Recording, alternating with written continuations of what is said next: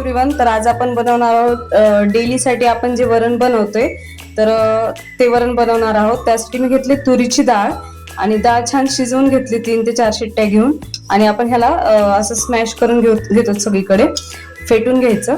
त्यानंतर मी इथे घेतले बेडगी मिरची, कढीपत्ता, कोथिंबीर, आलं लसूणची पेस्ट, कांदा, टोमॅटो आणि भिजवलेली चिंच। तर चला पाहूया। त्यानंतर मी एक कढई घेतली आहे आणि कढईमध्ये आपण 2 ते 2.5 पळी तेल टाकून घेऊया आणि तेल छान कडक होऊ द्यायचं। तेल छान गरम झालं की त्यामध्ये मोहरी, जिरं, त्यानंतर कढीपत्ता, बेडगी मिरची, आलं लसूणची पेस्ट, त्यानंतर कांदा,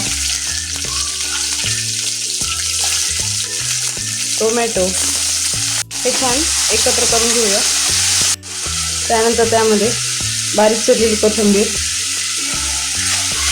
त्यामध्ये अर्धा चमचा हळद, 2 ते 2.5 चमचे लाल तिखट,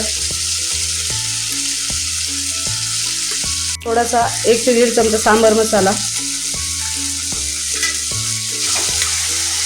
तर त्यामध्ये चवीनुसार मीठ आत्ताच टाकून घ्या जेणेकरून हे टोमॅटो कांदा छान शिजलं जातं। तर आपण ही चिंच भिजवलेली आहे त्याला असं थोडं स्मॅश करून घ्यायचं आणि त्याचं पाणी त्यामध्ये टाकून घ्यायचं, सगळीकडे एकत्र करून घ्या।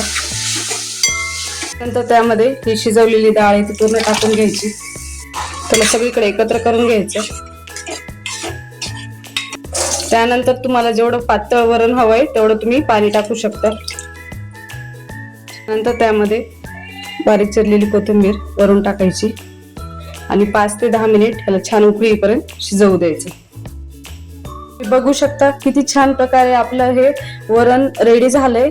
जर एकदा अशा प्रकारे तुम्ही नक्कीच ट्राय करून बघा आणि मला कमेंट मध्ये सांगा की कसं झालंय। जर तुम्हाला आवडलं असेल तर एकदा नक्कीच ट्राय करा। थँक्यू।